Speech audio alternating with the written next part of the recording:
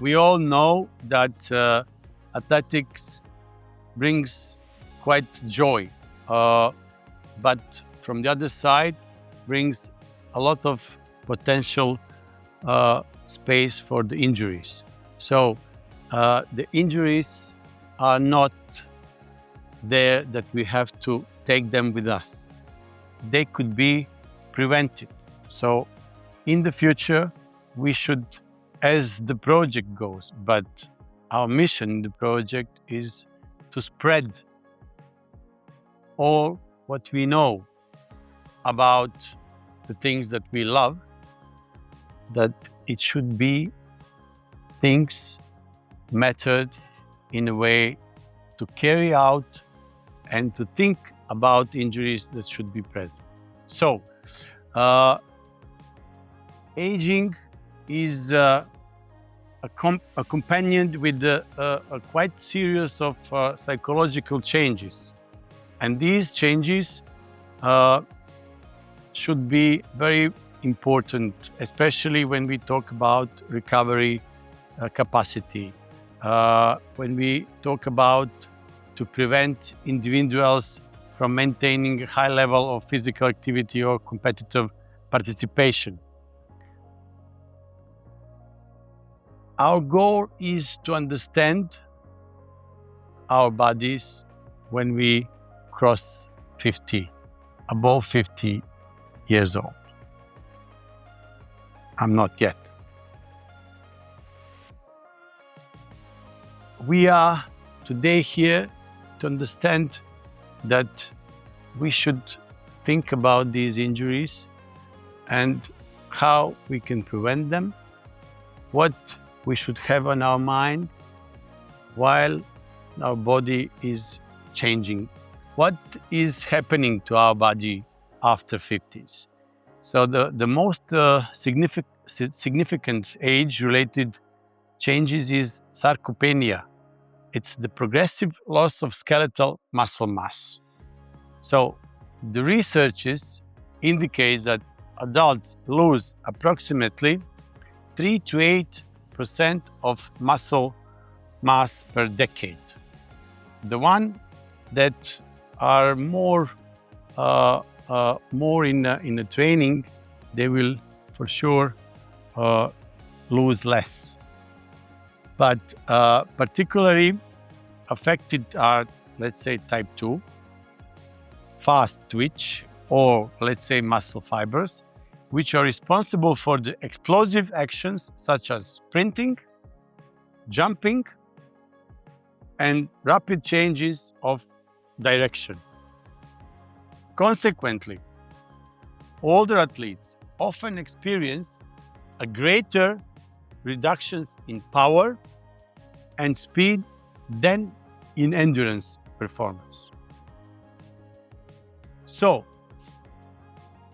closely to sarcopenia is dynapenia. I think I pronounced it well. Defined as the age-related loss of muscle and strength. Strength frequently declines more rapidly than muscle mass itself. This phenomenon is larger influenced by changes with our neuromuscular system, including reduced motor unit recruitment and slower neural activation. So, besides of successful aging, sports requires not only aerobic conditioning, but also systematic strength training aimed, first of all, preserving functional capacity and independence. What happens to the body after 50s? So, the aging process also affects connective tissues, tendons, and ligaments. They become stiffer, less elastic, and slower to adapt to mechanical stress. articular cartilage undergoes gradual degeneration, while bones and mineral density decreases. And then there is a possibility of showing osteoporosis, osteopenia, stress fractures, etc., etc. So the regular physical activity remains one of the most effective strategies for preserving joint health and skeletal integrity. Concerning the nervous system, also nervous system influence athletic performance. Proprioceptive acuity decreases, resulting impaired balance and movement control, which is coordination, agility, reaction speed become more difficult to maintain unless they are specifically trained. Consequently, balance exercise, coordination drill, neuromuscular training should remain integral components of athletic preparation through all life. As somebody says, one in my surrounding, there was a lady after 60. She said to me that every morning she is brushing her teeth, standing on one leg. For sure, there is a training for the balance that we were talking about. Further, cardiorespiratory fitness also declines with the age. VO max decline 10% per decade. VO max 2 is the indicator of aerobic capacity and decreases approximately 10% per decade, but among the sedentary people. But when we are speaking about physically active individuals, it goes about 5% per decade, which is telling us that physical activity in this case is very important. This is the demonstration of the lifestyle. Now we are trying to make our longevity quite important and to reach as much as we can. In many respects, training determines the pace of aging more than aging determines training capability. So, nevertheless, older athletes benefit from more strategic training approach. Longer warm-up periods, careful attention to movement quality, adequate recovery, and feedback that is coming from the increasing these elements that I said. The objective is not necessarily to train less, but to train more wisely, more intelligent way. What about injuries? Injuries pattern also change with the age. Acute injuries such as hamstring strains and ankle sprain still occur. Chronic overuse injuries become increasingly prevalent, which are Achilles tendinopathy, patellofemoral pain syndrome, runner's knees, as we say, lower back pain, other repetitive stress condition often develop gradually and may remain unnoticed until they significantly impair performance. So longer recovery times and reduced tissue adaptability contribute to their development. We are coming to the point that several factors explain why older athletes are more vulnerable to injury. Biological tissues respond more slowly to training stimuli, recover less rapidly, and accumulate microtrauma over time. So over the time, it's not the same injury at age of 30 and injury at age of 60. This is exactly what I explained. Pain is not normal. Normally, we are the ones who are saying, don't worry, it's going to pass. But these are the lights that are turning on and saying we should not leave it like that. We should make analysis and make wise training and preparation to do our training as it's supposed to be, and also to get a correct approach. Here are some of the important things. So these lights are the first sign of stress, fracture or rupture or whatever. So we should stress it out and check and understand.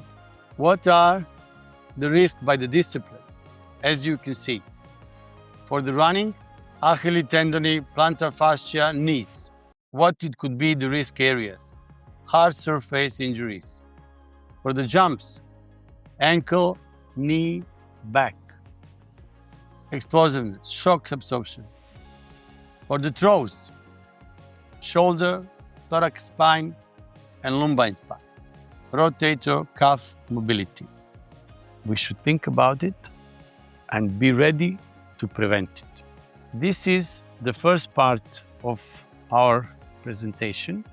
Now Milan will continue about self-diagnosis and introduction. So he will show you and demonstrate some of the way how to prevent it. Thank you very much.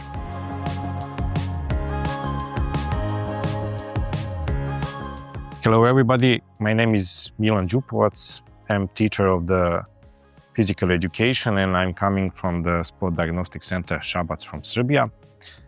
I will continue with the presentation that is in relation with the prevention of the sport injuries, especially in athletics.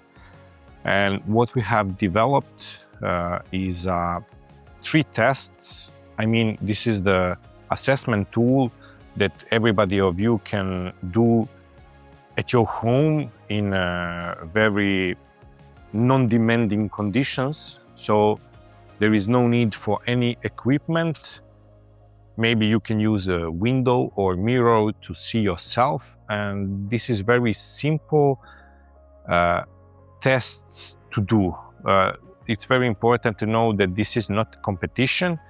This is not to be done every day, but it can help you in order to give you the data that you are in a risk situation and that you can be injured in your training or competition and in the training period that comes.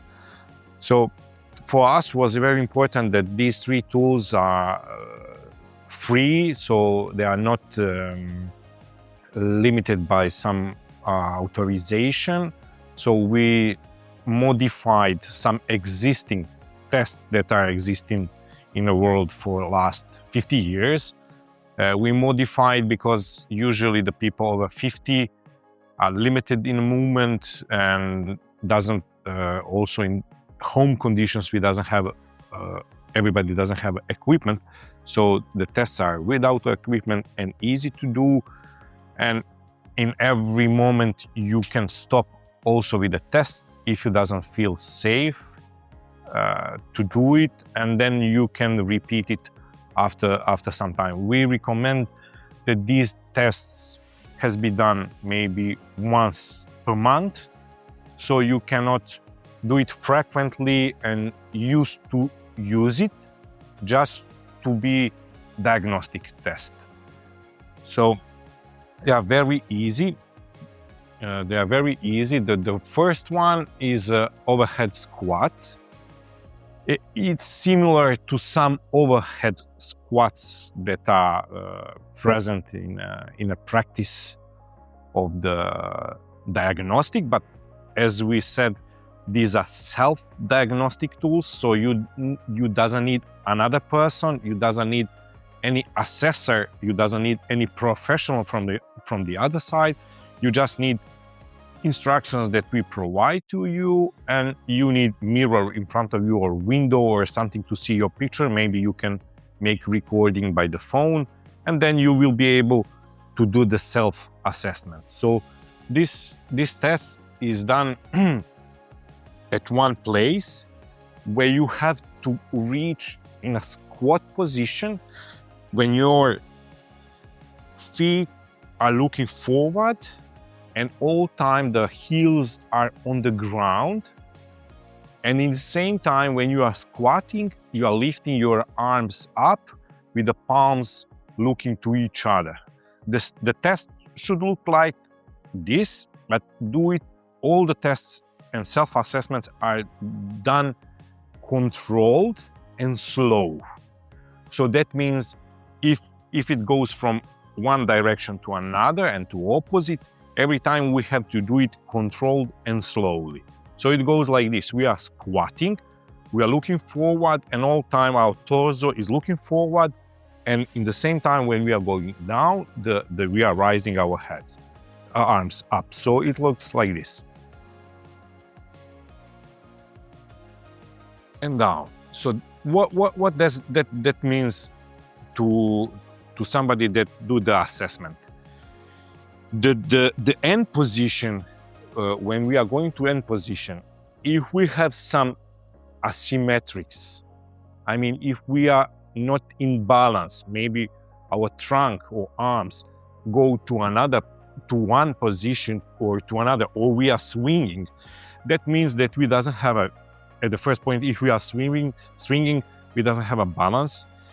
If we go to one side, that means that we are rigid from one side of the body and we are not able to be symmetric.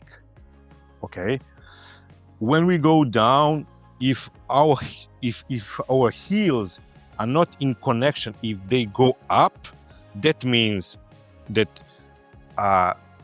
the tension of the calves and the quadriceps are too much, and they are not flexible, the legs are not flexible, so the legs are too rigid to sustain our body. Also, that means that we have to work on flexibility of the legs.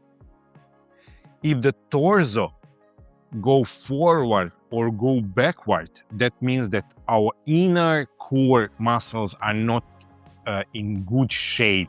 Especially this is important for the technical disciplines as a throwing, because we cannot control our upper and lower body, and there is no connection with upper and lower body by inner pelvic muscles that are very important for the stability and control of the movement. So for all these three tests, we will provide you instructions so you can do it at your site, at your home, and we will give you interpretations how the tests should look like and how you can, what you are seeing, what is happening, how you can use that data for you.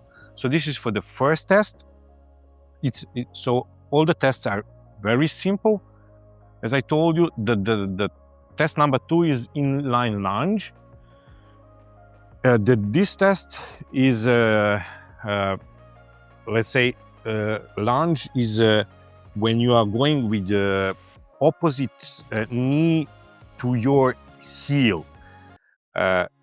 You should be in line with the feet, and your arms are at the hips, and you go down slowly to touch with your knee the heel, and then you go in a starting position.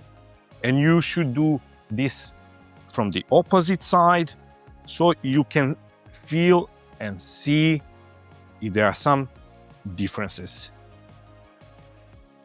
As done the previous test, the one also goes slowly. we are doing the symmetric left and right side to see if something is not good. And even if you do this test and everything looks good, but you doesn't feel good in yourself, if it is too painful, if you, yes, you are controlling your body, but you are struggling, it's too heavy to you, it also gives you information that you should do some work on core muscles or balance or coordination or the power of the legs. So even if you did the test on the proper way, even if everything is done on described way, you should pay attention how you feel during the test, okay? So it's not only to do it because this is self-assessment. So if you are doing the test, everything looks outside, but you are losing the breath, you feel unconscious, or it's too heavy to you, also give you information that something is wrong and that you have to work on your abilities in order to perform these tests better, but for sure to give you from the position of the risk, out of risk for the injury. The third one is very simple. The single leg stance is done for 100 years as a test over in so many fields in the sport, in professional occupation, in even police using this, in army, everywhere you can see this test. So you should keep one leg stance position during the closure of your eyes. So for some people, it's very simple. If you put your arms on the hips, you raise one leg, and if you close your eyes, you should, for me, it's quite hard. Maybe I can sustain 10 seconds or 15 seconds, but result for the people over 50 should be better than 20 seconds to stay in this position, closed eyes. With open eyes, everybody should stay. And also you have to do this on the opposite side, to close the eyes and to stay in this position as long as you can. Okay, 20, 25 seconds, 30 are good results. What gives you, this test gives you information about your awareness of the situation. And this is very important for the technical disciplines, for the jumping and for the throwing, not much for the running, but okay, it's useful. The situational awareness gives us idea where we are in space, where is our body, how much time we need to move our body. So it gives us information about the time, about the space, and our position in the space. So these three tests are very useful. So for the running and technical disciplines in athletics, so they can be used in a simple way, doesn't take much time, and gives you information in risk situation and how you can prevent it. Okay. Then I go to sit, and just to give you some advices how you can interpret the results. So you can record the results using the camera. You can also record the results using the paper or a computer or whatever. So it's good because you will see the progress. I say every time, I'm too lazy to write and to record something, but if you are recording the data, you will be able to analyze it from time to time. So even for the people, they are not used to record, but I think it is very useful because they will be able to track it. So they have traces and they can track these traces through some longer periods, through months or through years, and to see what is happening. So as I told you, when they are interpreting the results, they can see the limitations that they have and that are not visible. So these tests give you some data and results that you cannot see on yourself when you are doing the running or throwing. When you are doing some exercises, you cannot see it, but it gives you information about your abilities. They are hidden, and during the tests, they are more visible, and then you can see what limitations you have in your trainings, and you can, by yourself, by your coach, or by the friends or group where you're training, you can modify this training to help you to be in a less risk position. So yeah, it gives us opportunity to react on time. So we have this awareness about the changes of our body, our skeletal muscles, about the metabolism.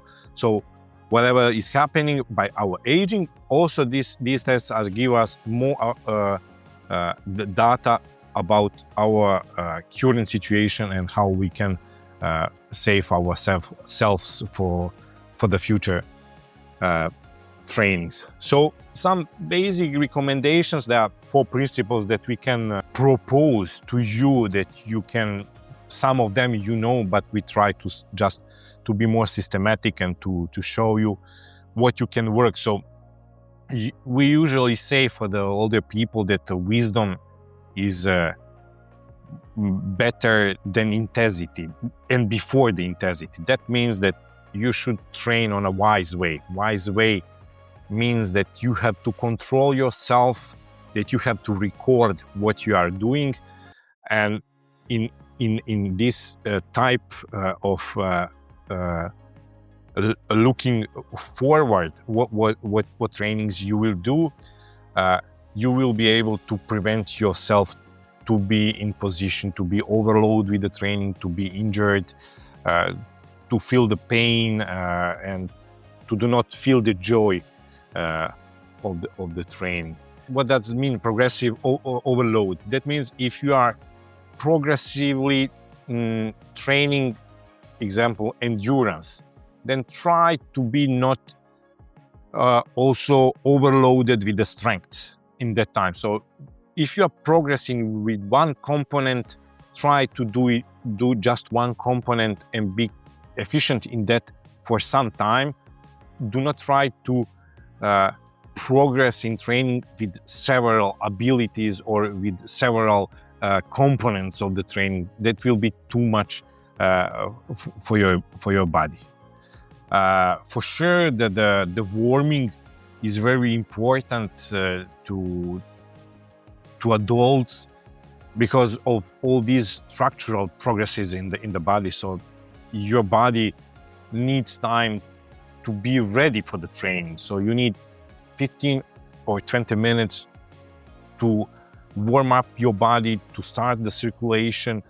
And what we recommend here is also not only to increase the circulation and the temperature, we like to say to increase the mobility, because your body has some fragility, and if there is no mobility, then the fragility will work against you. So that means that some dynamic stretches, core activation, gradually introduction into training are very important components to avoid non-proper warming up. Yeah, for the third principle, we would say in your training, we would say that you should listen your body more than you was listening 20 years or 30 years ago, because now you're in position to do that. You have more time, you have to think about it, but yes, you know what processes are happening now in your body, and you should pay more attention about it. So if you have a pain, this is the signal that something is not good, or the training, or you are injured, And you should think about it. You should not try to beat the pain with the pain, or to beat the pain with the training. It's better to prevent it, to slow down, to maybe even to stop, or to decrease the volume, or to decrease the amount of the training, or to consult the doctor, or to consult your colleague, your group, your coach, your physiotherapist. So whenever you have a pain that is longer than 48 hours, that this is the signal that something is wrong with your body. So this is, let's say, you listen yourself, listen the signals, and follow these signals in order to be better prepared for the training. Yes, as I told you, plan your season, make recordings, write what you are doing on the trainings. In this way, you will have the history. Always you will be able to go back. Then you will be able to know how much load you are putting on yourself. You cannot doing the training all time progressing the load or intensity. In one moment you have to stop and to decrease it in order to have kind of the curvature that you will elevate for the end competition. That means that we are not machines. We cannot progressing all the time. So we have these intervals of the increasing and decreasing of the load. That means that we cannot do our personal bests at every competition. So we have some competition at the beginning of the season, in the middle of the season, at the end of the season. Not every season is the same, but the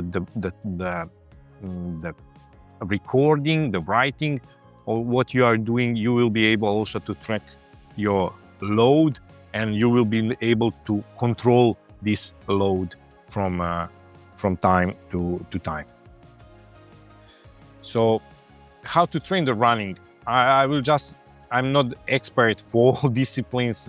You better know from me your discipline, even if it is throwing or running or jumping. But what I can say for the people over 50,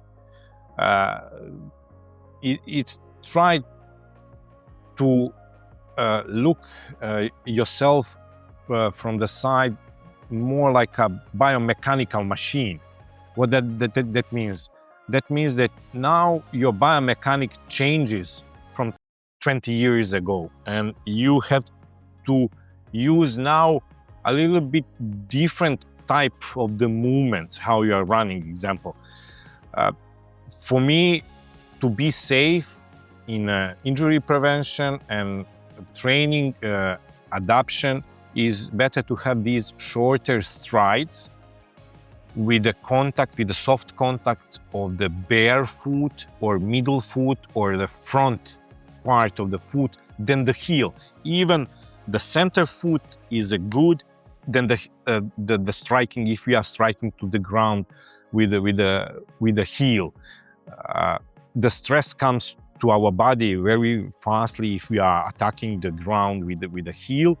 If we are trying to attack with the middle or front, I mean not front with the fingers, but front bare foot, that this is much better. Even if we have a shorter strides, the short strides also give us opportunity to be more explosive, more quicker, more reactive on the foots, and to run the distance with more frequency than with the longer strides, because the longer strides are better for the younger athletes that are more flexible, that has a better joints and muscles, and they can catch these longer strides. For the veterans are better if they have shorter strides, soft catching of the ground, and more frequent running. So try to reduce the impact of the surface.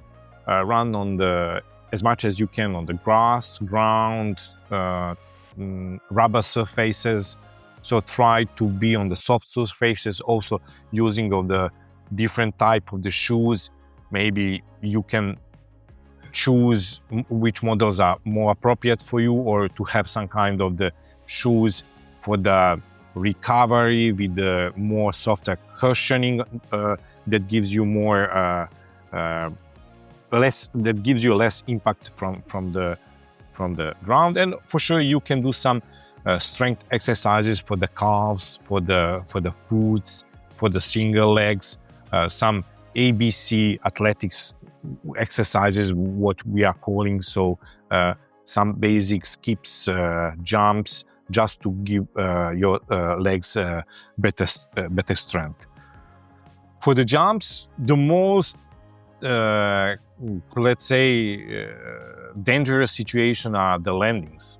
So all we can jump, it's not a problem to jump, but if we are not landing properly, then we are more in risk situation for the injuries. So that means that we should do the technique and biomechanics to be ready to absorb the impact and to have these soft touches with the ground. So usually we say like a cat. So when you jump, touch the ground like a cat. But it's not easy when you are 50. So maybe you are overweighted, or the stiffness of the joints doesn't work for us. So we'll try to practice the landings as much as possible. So some jumping from the higher position to the lower position with the absorbing the shocks, and then doing the plyometric jumps again. But these plyometrics are not the plyometrics that are done for the elite athletes. These are plyometrics for the veterans with the very low, high steps. So just to be ready to react on the surface and on the ground. So also do not overtrain the jumps. Try also in between to do the running, and maybe if you feel good, do the jumps only once per week or maybe twice, and then this is the maximum. But try to do some sprints, intervals, some core strength, some strength trainings, some explosive trainings. But if you're a jumper and if you doesn't feel safe and well in jumping, I mean that every time you feel some pain, try to decrease the number of the training where you are doing the jumping sessions. For the show, for the throwing, the throwing disciplines are always in connection of the in connection with the proper biomechanics of the movement chain that we have. Even if it is a hammer throw or shoot put or discus or javelin, every time you have this kinetic chain that you have to connect on a proper way, and all details should be working in a glance. And for this you need good balance, you have to have good coordination, and yes, for sure, okay, and then for sure you need better mobility of your trunk, your pelvis, and your arms. So that means that you have to use, let's say, less heavy implements, use maybe some balls or some sticks to throw, to work more on technique, to focus on the throwing using just the legs or just hips, or like hips and trunk, and to forget that you have your arms, and maybe to have few throws that are in full movement chain connection, that you are using at the end, that you are using your arms. So just try to preserve your arms from the high impacts. So yes, what I can say for all disciplines, try to do the strength training at least 2 times per week. So with your body, push-ups, pull-ups, squats, pull-ups with the bands. So if you can reach a gym, try to do some. This is the golden rule for the age of 50. Do the strength trainings. If you are not doing the strength trainings, you will not be able to perform the endurance. You will not be able to perform the jumps, throws, whatever but the strength is the best shield against the injury. So this is something like a golden rule. Also, pay attention on the recovery, for the cooling down, for the nutrition of the training. Yes, for the nutrition, you should consume enough the hydration together with the minerals, because your muscle needs to be less rigid. So in this way, we prevent the injuries. For the cooling down, use some exercises that also give you this period of 5 or 10 minutes, just do the stretching, static stretching, some light jogging, and try to reach some positions, some exercises for 10, 20 or 30 seconds, just easily to stay in this. Recovery is a prevention. You can do it one day after the training, so you can do some easy jogging, swimming, you can do sauna, you can do some warm baths, whatever, maybe some easy walking, easy cycling, just to not be overstressed with the high intensity training. And the sleep is very important. Usually we say, if you doesn't sleep well, do not train tomorrow. So you need at least 7 to 9 hours of the sleep to have all hormones in your body and all liquids in your body to recover your muscles and ligaments and all tissues to be ready for the next training. Also, we recommend massage and foam rolls, but only to use on the muscles, not on the articulars and the tendons. So also pay attention on the mental side of your personality, because the many injuries are happening in a stressful periods. Many injuries are happening when you are not ready for the training, I mean mentally. So if you had a bad day, if you doesn't feel well, so it's better to skip that day or do the easy training or do the recovery training. Do not push yourself to the limits on these days. So if you doesn't feel well, if you had stressful day, try to keep your safe yourself at the training, just to not go to your limits. So try just to be in the nature maybe that day, to be with your friends, with the grandchildren, and try to enjoy the training, not to train yourself to your body destruction. Just try to be very smart. So wisely training is recommended for all the veterans. So I thank you very much for the listening.